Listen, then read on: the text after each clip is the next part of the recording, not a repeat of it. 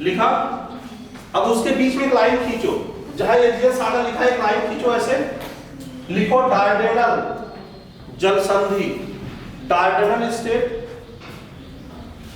लिखा। फिर उसके बाद लिखो मरमरा सागर, मरमरा सी लिख लिया। उसके आगे एक लाइन खींचो, लिखो बास्फोरस स्टेट, बास्फोरस जल संधि लिखा। उसके बाद लिखो ब्लैक सी, काला सागर, काला सागर लिख लिया। फिर एक लाइन खींचो, लिखो कर्च स्टेट, कर्च जल संधि हो गया। अब उसके आगे लिखो एजेओ सागर, एजेओ सागर, काला सागर के बाद एक लाइन खींचो, लिखो कर्च जल संधि है। उसके बाद एजेओ सागर। अब ये वाला क्रम जरूर याद रखना, एग्जाम में बार बार पूछता है। एग्जाम में किस तरह से पूछता है देखो, या तो वह इनका सीक्वेंस लगवाता है, जैसे पहले एजियन सागर, मरमरा सागर, काला सागर और एजेओ सागर, इनका क्रम अरेंज करने के लिए देता है, सीक्वेंस से लगाने के लिए। और दूसरा जो उसका बहुत ही जब थोड़ा सा डीप जाएगा तो वह यहाँ पे दो चीजें पूछता है। एक डार्डेनल को पूछता है कि डार्डेनल किसको किसको जोड़ रही है, किसको अलग कर रही है, या बास्फोरस किसको किसको जोड़ रही है, किसको अलग कर रही है। समझ में आ गया। अब देखो एजियन से चलोगे तो डार्डेनल मिलेगी, फिर मरमरा में आओगे यहाँ से बास्फोरस मिलेगी, फिर चले आओगे कहाँ ब्लैक सी में, और यहाँ पे कर्च मिलेगी। और एक तरह से यह जो है यूरोप को एशिया से भी अलग कर रहे हो। तो जो टर्की का ये वाला भाग है, इस्तांबुल वाला, ये यूरोप में आता है तो पता होगा, और नीचे वाला जो 90% पार्ट है कहाँ आता है, समझ में आया। अब अगर शुरू से आखिर तक बिना देखे मैप में आना हो तो पहुंच जाओगे। मैं कुछ नाम लूं, नाम लूं मैं, इंग्लिश चैनल पहुंच गए। कैटिस की खाड़ी, गल्फ ऑफ कैटिस, स्पेन में Ligurian sea, gulf of Venice, पहुंच जा रहे हो नहीं, ठीक है। टिरिनियन सागर पहुंचे। कोर्सिका कहाँ है, किस सागर में है, भूमध्य सागर में, ठीक है। अब देखो ये एग्जाम में यही 3-4 चीजें पूछता है, या पूछता है कोर्सिका पर किसका अधिकार है, या इन दोनों को कौन अलग करती है। लिखो, लिखो बेनिफिशिया स्टेट,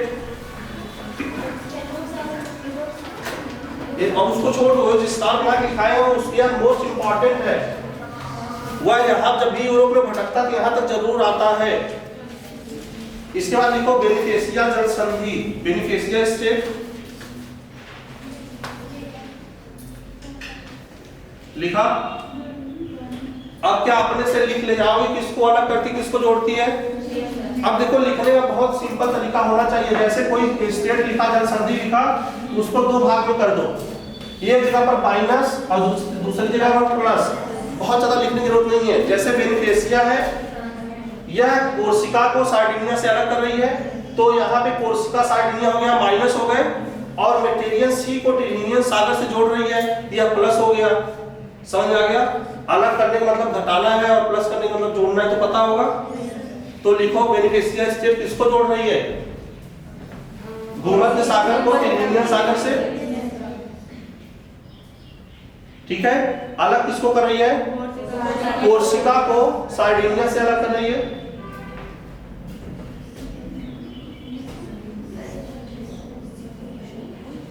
कोर्सिका को सार्डिनिया से अलग कर रही है। अब 2 चीज लिखना, कोर्सिका ऊपर है तो ऊपर फ्रांस है, इस पर किसका अधिकार है, और नीचे इटली का है, बार बार पूछता है। कोई दिक्कत यहां तक, वापस चले, चलो। अब क्या बिना मैप के भी पहुंच सकते हो, कोई है यस करने वाला। देखो इसमें बहुत ज्यादा कुछ दिक्कत नहीं है। सबसे पहले आपको देखना है यहाँ पे लैंड ऑफ कंट्री कौन सी है, तो आपको लक्जमबर्ग खाली याद रखना है, जटलैंड, ठीक है, और स्कैंडिनेवियन प्राइड हो गया, आइबेरियन प्राइड, कुछ समझ आ रहा है। गल्फ ऑफ बिस्के हो गई, इंग्लिश चैनल, ठीक है। एक अगला लिखो डोवर जल संधि,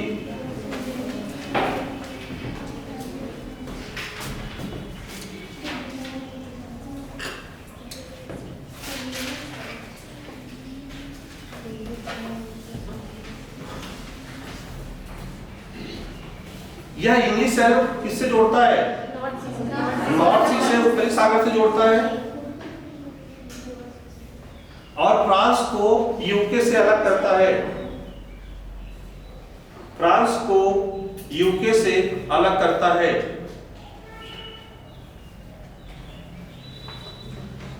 कुछ समझ में आया। अब अगर स्टेट की बात करें जल संधियों की, क्या आप सारी बता ले जाएंगे? अगर हम सारी जल संधियों की बात करते हैं तो आपको कहां से शुरू हो जाना है, कील से डोवर आ गए, उसके बाद इसके बाद सीधे जिब्राल्टर मिलेगी, इसके बाद सीधे बेनिफेसिया मिलेगी, मसीना, ओटोरंटो, डार्डेनल, बास्टोरस और कर्स, यही बस 6-7 है, जिसमें से ये वाला सीक्वेंस बहुत इंपॉर्टेंट है। समझ में आया। अब थोड़ा सा आगे चले, अब चलो देखते हैं नदियों को, ठीक है। तो मैप में पोलैंड में आओ,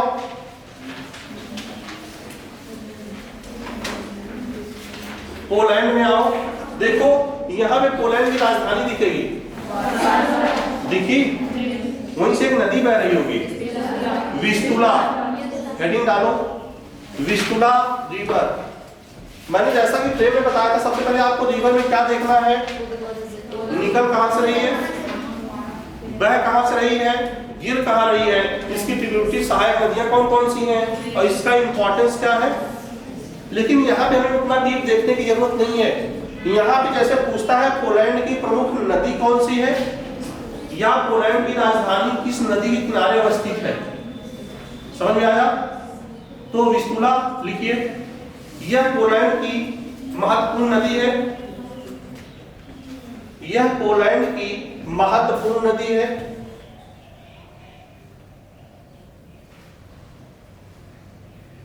जो कहां गिरती है, यह देखो मैप में,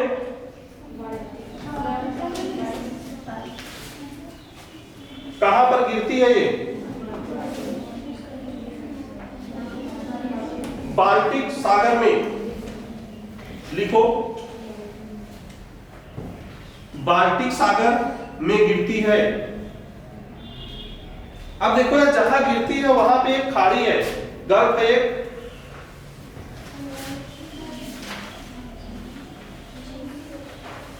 मिला, डेंजिंग की खाड़ी होगी, गल्फ ऑफ डेंजिंग नहीं दिया मैप में, चलो लिख लो, उसके आगे लिखो गल्फ ऑफ डेंजिंग,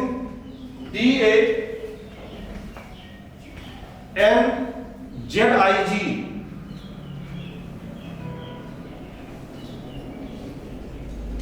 लिख लिया। अब देखो वारसा दिख रहा है, लिखो वारसा इसी नदी के तट पर अवस्थित है, वारसा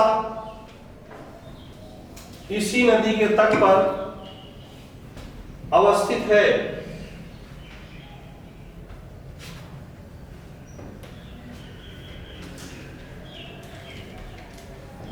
हो गया। अब देखो यहीं पे पोलैंड में ही क्राकोव दिखेगा आपको, क्राकोव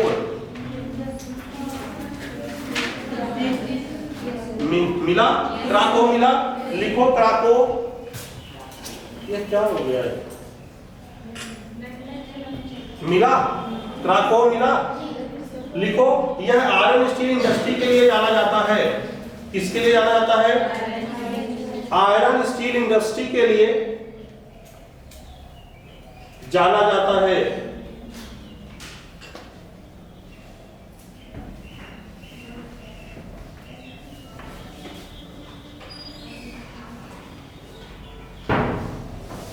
अब देखो लॉज, लॉज दिखेगा LODZ, लॉज लिखा, दिखा कहीं पे, लिखो। इसे पोलैंड का मैनचेस्टर कहते हैं। लॉज को LODZ,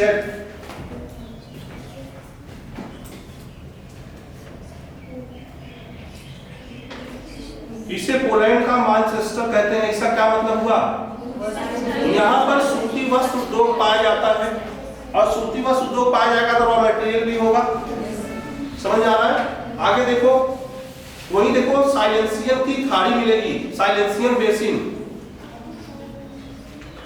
क्राको के बगल में ही साइलेंसियन बेसिन है, लिख लो, नहीं मिलेगा मैप में, लिखो साइलेंसियन नदी बेसिन, साइलेंसियन नदी बेसिन, हेडिंग डालो। कहां पर है ये? पोलैंड में। अब नदी बेसिन है, किसके लिए होगी ये? या तो क्रूड ऑयल होगा, या कोयला होगा। यह कोयला का क्षेत्र है। पोलैंड में कोयला का प्रमुख क्षेत्र है, कोयला भंडार और उत्पादन का प्रमुख क्षेत्र है।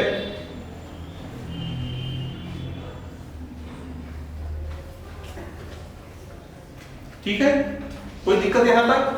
अभी देखो क्या, कौन सी नदी देखे? विस्तुला देखे, इससे किनारे वार्सा है। क्या है वार्सा? और पोलैंड में क्राको देखे हम, किसके लिए है? और पोलैंड में साइलेंसियन बेसिन देखा हमने, किसके लिए है? और लॉज मैनचेस्टर है। यही पोलैंड से 4-5 पॉइंट याद रखने हैं जो बार बार पूछता है, याद हो जाएंगे। अब देखो पोलैंड और जर्मनी की सीमा लगती है क्या? लग रही है। वहीं पर देखो नदी ओडर रिवर बह रही होगी, ओडर रिवर, लिखो, हेडिंग डालो, ओडर नदी, ओडर रिवर। अब देखो यार गिर कहां रही है? बाल्टिक सागर में। इसका बस खाली इतना काम है, यह जर्मनी और पोलैंड के बीच में सीमा रेखा बनाती है। ओडर रिवर है, जर्मनी और पोलैंड के बीच में सीमा रेखा बनाती है। ठीक है, और आपके टेस्ट सीरीज में या फिर पेपर में जो मिलेगा, ओडर लाइन मिलेगा। ओडर लाइन किसके बीच में है? तो पोलैंड और जर्मनी के, और यही वाला है जो यह नदी बना रही है इनके बीच में, इस तरह से। समझ आ रहा है? खाली यही याद रखना कि यह नदी जर्मनी और पोलैंड के बीच में सीमा रेखा बना रही है। इसी नदी के नाम पर पूछा जाएगा ओडर लाइन किसके किसके बीच में है, या ओडर नदी किस किस बीच में सीमा रेखा बना रही है, तो जर्मनी और पोलैंड के। यह बिल्कुल इंपॉर्टेंट उसी तरह है जैसे रियो ग्रांडे रिवर इंपॉर्टेंट है। याद है रियो ग्रांडे? मैक्सिमम वेस्टे के बीच में। आगे चलो, आगे देखो जर्मनी में आओ। जर्मनी में, जर्मनी के पूर्वी भाग में देखो मैप में, वहां पे इल्ब नदी होगी।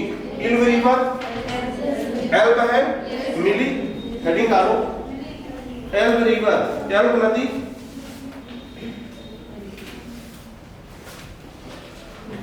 इसको सबसे पहले लिखो, यह उत्तरी सागर में गिरती है, यह नॉर्थ सी में गिरती है, जो एग्जाम में पूछता है। ठीक है, क्योंकि विस्तुला और एल्ब यह दोनों महत्वपूर्ण नदियां हैं, और इन्हीं में कंफ्यूजन होता है वह कहां गिर रही है और ये कहां गिर रही है। अब आगे लिखो, पूर्वी जर्मनी की महत्वपूर्ण नदी है, पूर्वी जर्मनी की महत्वपूर्ण नदी है।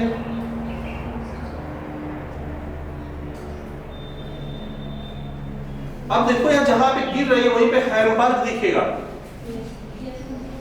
जहां पर नदी गिर रही है, डेल्टा बना रही है, वहां पे हैम्बर्ग होगा। हेडिंग डालो, हैम्बर्ग।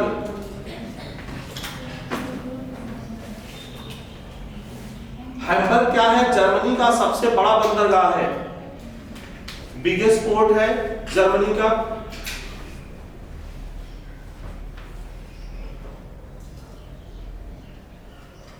अब अगर यहां पे कोई इंडस्ट्री डेवलप होगी तो कौन सी हो सकती है? जैसे आपने सैन डिएगो पढ़ा था, जलयान उद्योग, जलयान उद्योग लिखो। हैम्बर्ग जलयान उद्योग के लिए भी जाना जाता है।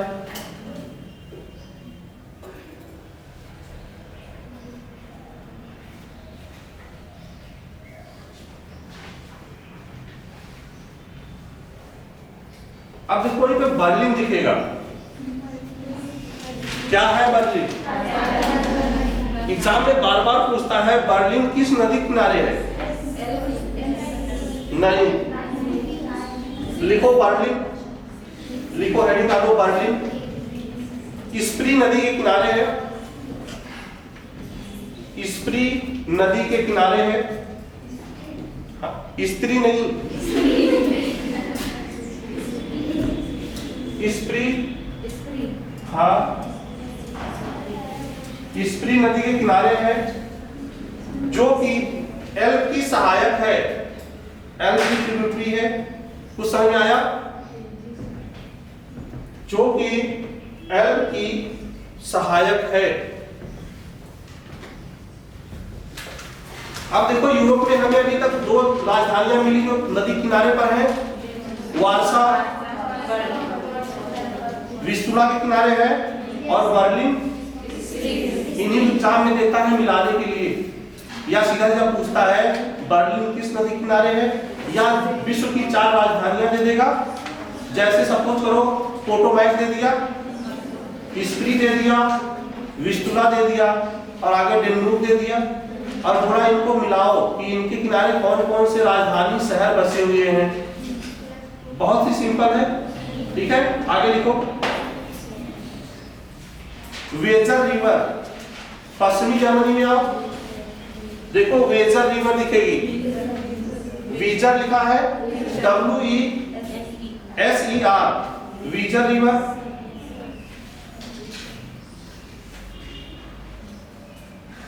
यह कहां गिरती है? उत्तरी सागर में, नॉर्थ सी में गिरती है, नॉर्थ सी में गिरती है।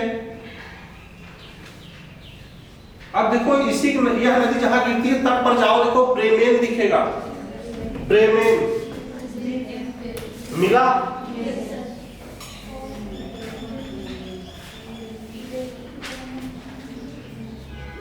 मिला ब्रेमेन, लिखो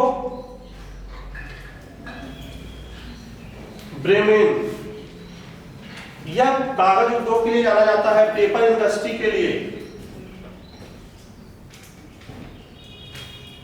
पेपर इंडस्ट्री के लिए जाना जाता है।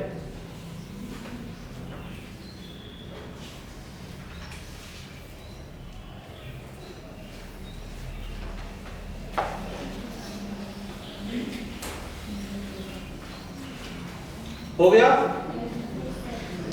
चलो अब अगर उससे आगे हम आते हैं तो लिखो राइन नदी। नाम सुना होगा इस नदी का? क्या खासियत है इसकी?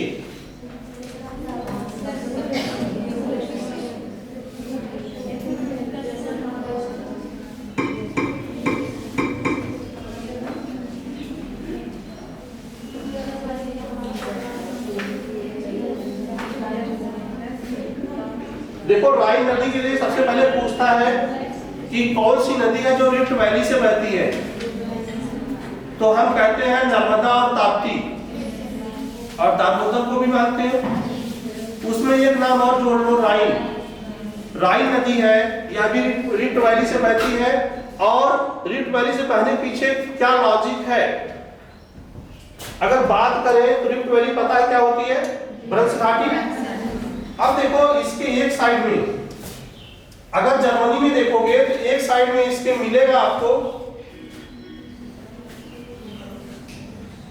वाजियस, मैप में देखो, प्राकृतिक मैप में देखो, एक साइड में वाजियस मिलेगा और दूसरी साइड में ब्लैक फॉरेस्ट। यह दोनों ब्लॉक माउंटेन है और इन्हीं के बीच से होकर के यह नदी बहती है। ठीक है, लिखो राइन नदी स्विट्जरलैंड के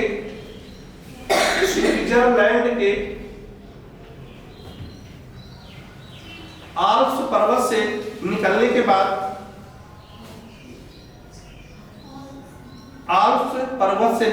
बाद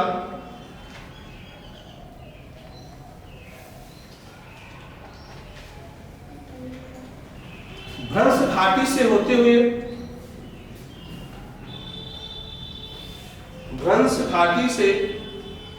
हुए कहाँ गिरती है? उत्तरी सागर में गिरती है। अब देखो स्विट्जरलैंड में आओ, यहां पे वासेल्स एक शहर दिखेगा आपको। स्विट्जरलैंड में वासेल्स या बासेल लिखा हुआ है, नहीं मिला? बहुत छोटा मैप दिया होगा वहां पे, देखो वासेल लिखा है। यह स्विट्जरलैंड में है, यहीं से होते हुए यह किधर मुड़ती है? उत्तर की ओर मुड़ती है और ऊपर बहती है। इसके एक साइड में ब्लैक फॉरेस्ट है और दूसरी साइड में वासेस है। समझ में आ रहा है? लिखिए क्या लिखा है अभी तक? भ्रंश घाटी होकर बहती है और उत्तरी सागर में गिरती है। ठीक है, स्टार बना के लिखो। यह नदी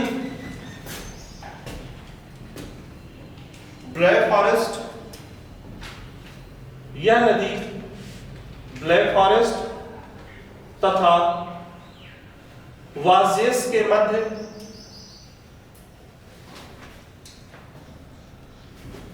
बहती है। क्या नर्मदा में और इसमें कुछ समानता दिख रही है? अगर नर्मदा की बात करें, जैसा हमने इंडियन ज्योग्राफी में पढ़ा था कि विंध्यन और सतपुड़ा, और यह ब्लैक फॉरेस्ट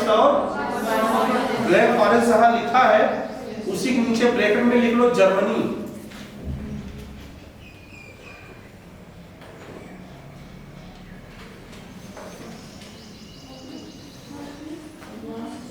और वासेस फ्रांस। ठीक है, अब दूसरा स्टार बनाओ, लिखो यह नदी जर्मनी और फ्रांस के बीच में सीमा रेखा बनाती है। जर्मनी और फ्रांस के बीच में बॉर्डर लाइन बनाती है, सीमा रेखा बनाती है।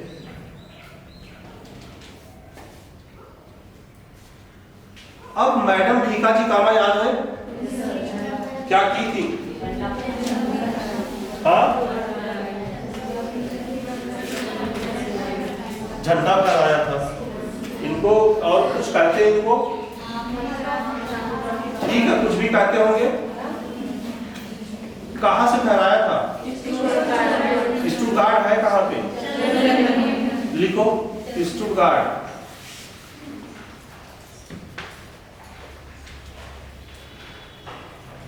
मैप में दिखा कहीं भी स्टुटगार्ट? अब आज तो सपना अपना देखा है, ये साहब बन जाएंगे, अफसर बन जाएंगे, क्या करेंगे?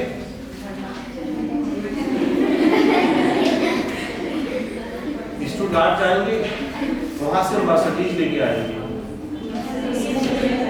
लिखो स्टुटगार्ट ऑटोमोबाइल्स। अपने गुड़गांव जैसा है, अपने यहाँ गुड़गांव बोल देते हैं, वहां स्टुटगार्ट बोलते हैं। ऑटोमोबाइल से जाना जाता है। यहाँ पे बेसिकली मर्सिडीज बनती है। भूलना मत, मिलाने के लिए देता है। ठीक है, आगे चलो। देखो इसी बार फ्रैंकफर्ट दिखेगा, फ्रैंकफर्ट मिला, फ्रैंकफर्ट मिला, वान मिला, वान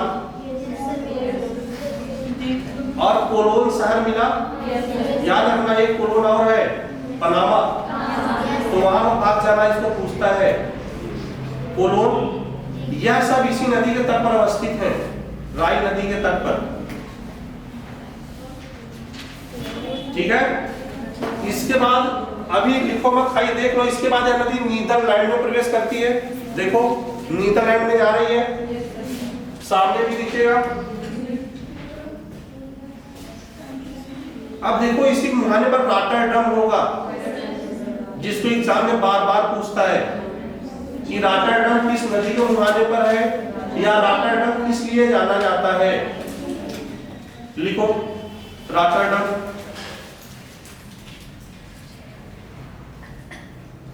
यह यूरोप का सबसे बेस्ट बंदरगाह है, सबसे बिजी पोर्ट है। यह यूरोप का सबसे बेस्ट बंदरगाह है।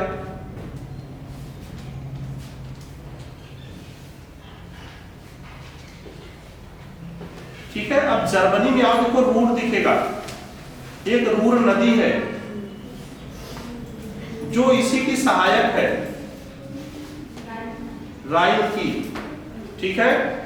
और जैसे हम कहते हैं कि यह भारत का रूर कहते हैं, तो किस लिए कहते हैं, वैसे ही जर्मनी में रूर है, किसके लिए होगी, लिखो लिखो इसकी महत्वपूर्ण सहायक नदी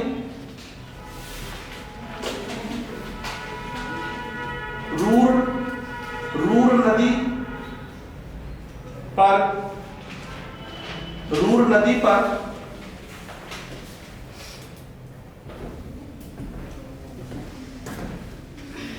इसमें नहीं दिया है, देखो एसन मैप में देखो मिलेगा, एसन मिला जर्मनी में ही, एसन मिला, लिखो पर एसन अवस्थित है,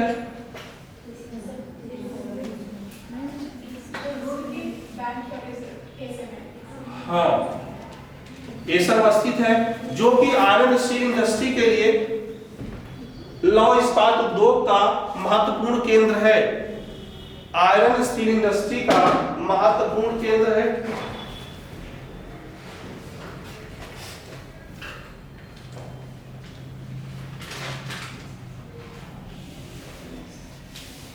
अब देखो वहीं पे वेस्टफेलिया क्षेत्र होगा, बगल में मैप में नहीं दिया होगा, नहीं दिया था, लिखो वेस्टफेलिया, WESTFILA,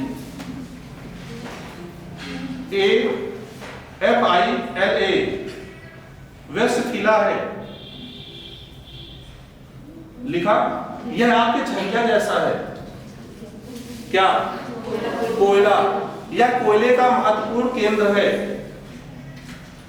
यह कोयले का महत्वपूर्ण केंद्र है। अब देखो ध्यान देना, एक नदी है रूर नदी या राइन नदी, एक नदी मिल गई और आयरन ओर मिल गया और कोयला मिल गया, क्या इंडस्ट्री लगाई जा सकती है? और एसन को ऐसे अकेले नहीं पूछता है, 3-4 देशों में शहरों के नाम दे देगा, जैसे डुलुथ दे दिया, वो टोरंटो दे दिया, ठीक है, आपका सिंह भूमि दे दिया और एसन दे दिया, कहता इनको मिलाओ, कौन इंडिया का है, कौन यूएसए का है, कौन जर्मनी का है, समझ में आया? आगे चलिए।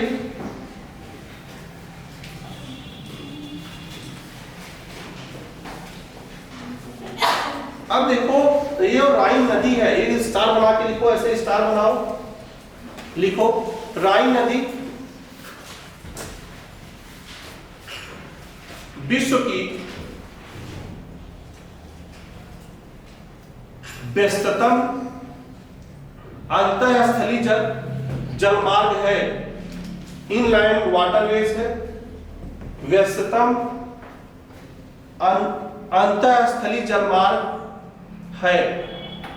अब एक चीज ध्यान देना कि यह फ्रांस और जर्मनी के बॉर्डर से होकर जा रही है और इधर बहुत सारे औद्योगिक केंद्र विकसित है, तो क्या हम इसको ट्रांसपोर्टेशन के लिए यूज कर सकते हैं। जैसे आपका राष्ट्रीय जलमार्ग संख्या 1 है, कहां से प्रयागराज से हल्दिया का, लेकिन अगर देखा जाए तो छोटा नागपुर पठार होकर जा रही है, तो क्या छोटा नागपुर पठार से आयरन ओर या कोयला कुछ भी लाद करके हम हुगली तक पहुंच जाएंगे और वहां से फिर एक्सपोर्ट कर सकेंगे कहीं भी। तो ऐसे ही राइन नदी को अंतरस्थलीय जलमार्ग के लिए यूज किया जाता है।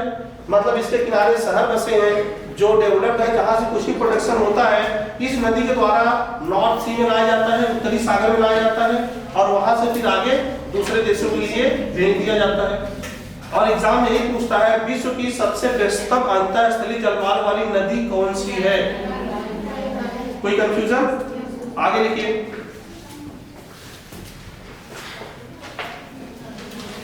फ्रैंकफर्ट देख लिया था, फ्रैंकफर्ट हेडिंग डालो फ्रैंकफर्ट।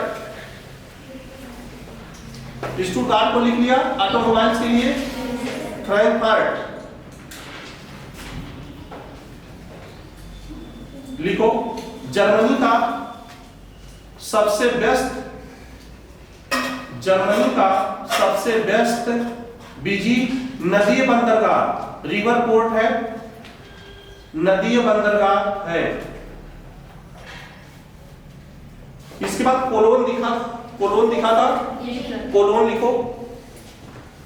कोलोन केमिकल इंडस्ट्री के लिए जाना जाता है, रासायनिक उद्योग के लिए जाना जाता है।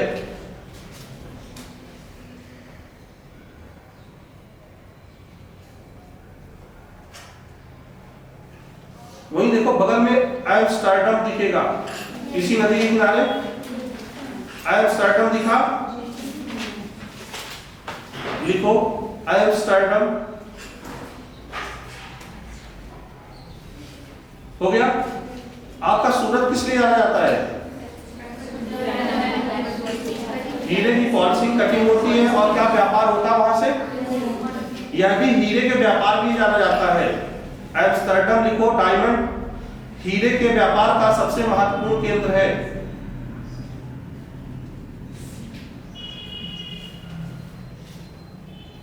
लिख लिया। अब एक चीज बताओ कि जब हम नदी बेसिन कोई पढ़ते हैं तो हम दो चीज बहुत कॉमन सी देखते हैं। कहते हैं कि यहाँ पे जल घनत्व तो सर्वाधिक पाया जा रहा है, तो क्या राइन नदी में पाया जाएगा? बिल्कुल मिलेगा। इसी किनारे शहर बसे हैं, लोग इसी किनारे आएंगे, भीड़ होगी। यह नदी जा रही है तो पानी जब है तो हमें वहां पे रहने के लिए आराम होगा। तो ये सब लिखवाने की जरूरत है क्या? इस नदी किनारे में सबसे ज्यादा जनसंख्या पाई जाती है, ये सब तो आपका स्टूडेंट अपने से लिख लेना।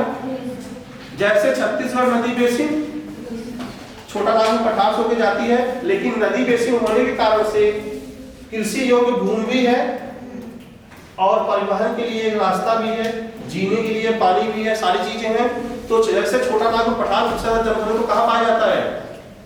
छत्तीसगढ़ बेसिन में। जैसे ब्रह्मपुत्र बेसिन में पूर्वोत्तर का सबसे ज्यादा जनघनत्व पाया जाता है, वैसे राइन नदी के किनारे पर सबसे ज्यादा जनघनत्व पाया जाता है। मतलब लोग सबसे ज्यादा कहाँ बसेंगे? जहाँ सुविधा होगी। हम लोग खाली मौसम में क्यों नहीं जाके बस जाते? चौथे दिन चिल्ला के भाग जाएंगे। समझ आ रहा है? आगे लिखो। टाइम हो गया क्या? अगली क्लास है क्या? चलिए ठीक है।